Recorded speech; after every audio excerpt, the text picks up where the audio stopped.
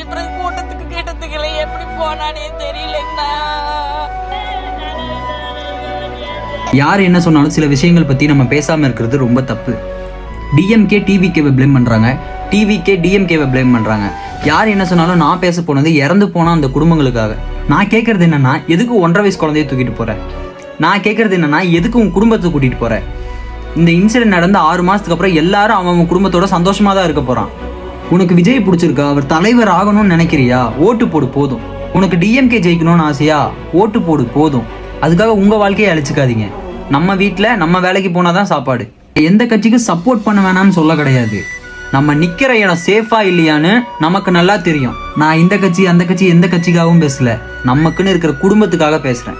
இறந்த குடும்பங்களுக்கு என்னோட ஆழ்ந்த அனுதாபங்கள். ப்ளீஸ் இந்த தப்பை மட்டும் பண்ணாதீங்க.